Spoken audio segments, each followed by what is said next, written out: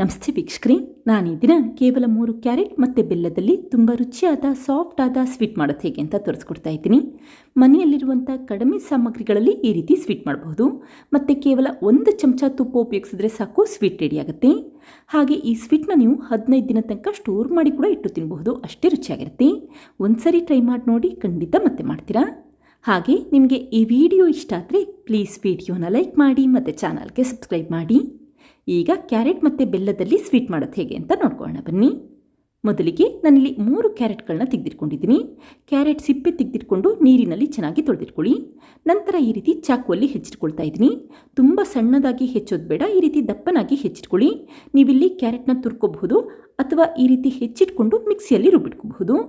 ಮಿಕ್ಸಿಯಲ್ಲಿ ರುಬ್ಬೋದ್ರಿಂದ ಸಮಯ ಉಳಿತಾಯ ಆಗುತ್ತೆ ಮತ್ತು ಸ್ವೀಟ್ ಕೂಡ ಬೇಗ ರೆಡಿಯಾಗುತ್ತೆ. ಈಗ ಈ ಕ್ಯಾರೆಟ್ನ ಮಿಕ್ಸಿಯಲ್ಲಿ ರುಬ್ಬಿಟ್ಕೊಳ್ತಾ ಇದ್ದೀನಿ.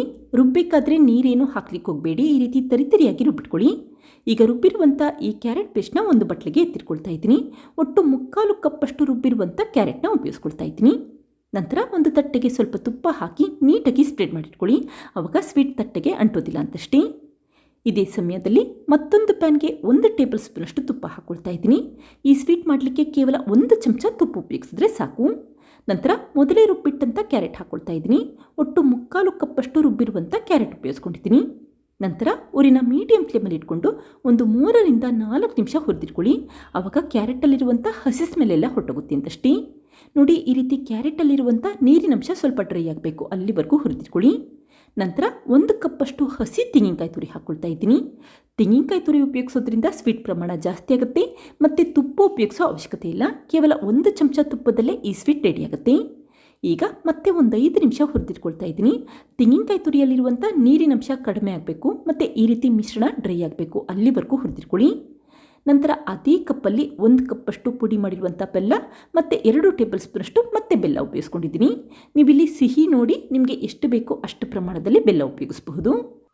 ಈಗ ಊರಿನ ಮೀಡಿಯಂ ಫ್ಲೇಮಲ್ಲಿ ಇಟ್ಕೊಂಡು ಈ ರೀತಿ ಕಂಟಿನ್ಯೂಸ್ ಆಗಿ ಮಿಕ್ಸ್ ಮಾಡ್ಕೊಳ್ತಾನೆ ಇರಿ. ನೋಡಿ, ಈಗ ಬೆಲ್ಲ ಕರಗಿದೆ ಮತ್ತು ಸ್ವೀಟ್ ಮಿಶ್ರಣದಲ್ಲಿ ಬಣ್ಣ ಕೂಡ ಬದಲಾಗಲಿಕ್ಕೆ ಶುರುವಾಗ್ತಾ ಇದೆ. ಕ್ಯಾರೆಟ್ ಹಾಕಿರೋದ್ರಿಂದ ಈ ರೀತಿ ಬಣ್ಣ ಬದಲಾಗುತ್ತೆ. ನಂತರ 1/4 ಟೀ ಸ್ಪೂನಷ್ಟು ಏಲಕ್ಕಿ ಪುಡಿ ಹಾಕ್ಕೊಳ್ತಾ ಇದ್ದೀನಿ. ಏಲಕ್ಕಿ ಪುಡಿ ಹಾಕೋದ್ರಿಂದ ಸ್ವೀಟಲ್ಲಿ ಒಂದು ಒಳ್ಳೆ ಫ್ಲೇವರ್ ಇರುತ್ತೆ.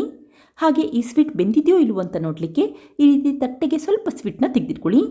ಈ ಸ್ವೀಟ್ ಮಿಶ್ರಣ ತಣ್ಣಗಾದ ನಂತರ ಕೈಯಲ್ಲಿ ಉಂಡೆ ಕಟ್ಟಿದ್ರೆ ಕೈಗೆ ಅಂಟಬಾರ್ದು ಮತ್ತು ಈ ರೀತಿ ಉಂಡೆ ಕಟ್ಟಲಿಕ್ಕಾಗಬೇಕು, ಆವಾಗ ಸ್ವೀಟ್ ಚೆನ್ನಾಗಿ ಬೆಂದಿರುತ್ತೆ.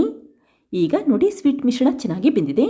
ಈ ರೀತಿ ಪ್ಯಾನ್ ಬಿಡಲಿಕ್ಕೆ ಶುರುವಾಗುತ್ತೆ ಮತ್ತು ಪ್ಯಾನಲ್ಲಿ ಈ ರೀತಿ ಸ್ವಲ್ಪ ಎಣ್ಣೆ ಅಥವಾ ತುಪ್ಪ ಬಿಡಲಿಕ್ಕೆ ಶುರುವಾಗುತ್ತೆ, ಆವಾಗ ಸ್ವೀಟ್ ಚೆನ್ನಾಗಿ ಬೆಂದಿದೆ ಅಂತ ಅರ್ಥ. ಈ ರೀತಿ ಬೆರಳಲ್ಲಿ ಮುಟ್ಟಿದ್ರೆ ಕೈಗೆ ಈ ಸ್ವೀಟ್ ಮಿಶ್ರಣ ಏನಾದರೂ ಅಂಟ್ತಾ ಇದೆ ಅನಿಸಿದ್ರೆ ಮತ್ತೆ ಒಂದು 5 ನಿಮಿಷ ಈ ರೀತಿ ಬೇಯಲಿಕ್ಕೆ ಇಟ್ಕೊಳ್ಳಿ. ಯಾವಾಗ ಕೈಗೆ ಅಂಟೋಲ್ಲ ಆವಾಗ ಚೆನ್ನಾಗಿ ಬೆಂದಿರುತ್ತೆ. ನಂತರ ತಕ್ಷಣವೇ ಸ್ಟವ್ ಆಫ್ ಮಾಡ್ಕೊಳ್ಳಿ. ಈಗ ಈ ಸ್ವೀಟ್ ಮಿಶ್ರಣನ ಬೇಗ ಈ ರೀತಿ ತಟ್ಟೆಗೆ ಹಾಕ್ಕೊಂಡಿದ್ದೀನಿ. ಬಿಸಿ ಇರಬೇಕಾದ್ರೇ ಈ ರೀತಿ ತಟ್ಟೆಗೆ ಹಾಕಿ ನೀಟಾಗಿ ಸ್ಪ್ರೆಡ್ ಮಾಡಿಟ್ಕೊಳ್ಳಿ. ಹಾಗೆ ಒಂದು 10 ನಿಮಿಷ ಫ್ರಿಜ್ಜಲ್ಲಿಟ್ಟು ಸೆಟ್ ಆಗಲಿಕ್ಕೆ ಹಾಗೆ ಇಡ್ತಾ ಇದ್ದೀನಿ. ಫ್ರಿಜ್ಜಲ್ಲಿಡೋದ್ರಿಂದ ಬೇಗ ತಣ್ಣಗಾಗುತ್ತೆ ಮತ್ತು ಪೀಸಸ್ಗಳು ನೀಟಾಗಿ ಕಟ್ಟಾಗುತ್ತೆ ಅಂತಷ್ಟೇ. ಈಗ ನೋಡಿ, ಸ್ವೀಟ್ ಚೆನ್ನಾಗಿ ತಣ್ಣಗಾದ ನಂತರ ಚಾಕುವಲ್ಲಿ ಕಟ್ ಮಾಡ್ಕೊಳ್ತಾ ಇದ್ದೀನಿ. ನೀವಿಲ್ಲಿ ಫ್ರಿಜ್ಜಲ್ಲೇ ಇಟ್ಟು ತಣ್ಣಗೆ ಮಾಡ್ಕೋಬೇಕು ಅಂತೇನಿಲ್ಲ, ಹೊರಗಡೆ ಇಟ್ಟು ಕೂಡ ತಣ್ಣಗೆ ಮಾಡ್ಕೋಬಹುದು. ಹೊರಗಡೆ ಇಡೋದಾದರೆ ಒಂದು ಅರ್ಧ ಗಂಟೆನಾದರೂ ತಣ್ಣಗಾಗಲಿಕ್ಕೆ ಹಾಗೆ ಇಟ್ಬಿಡಿ. ಫ್ರಿಜ್ಜಲ್ಲಾದರೆ ಒಂದು 10 ನಿಮಿಷದಲ್ಲಿ ಬೇಗ ತಣ್ಣಗಾಗುತ್ತೆ.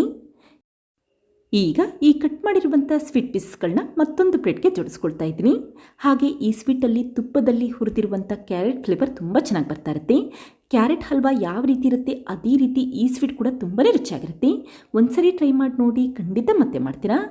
ನೋಡುತ್ತಿರಲ್ಲ ಫ್ರೆಂಡ್ಸ್, ಎಷ್ಟು ಸುಲಭವಾಗಿ ಕ್ಯಾರೆಟ್ ಮತ್ತು ಬೆಲ್ಲದಲ್ಲಿ ರುಚಿಯಾದ ಸಾಫ್ಟ್ ಆದ ಸ್ವೀಟ್ ಯಾವ ರೀತಿ ಮಾಡಿದೆ ಅಂತ ಗೊತ್ತಾಯ್ತಲ್ವಾ.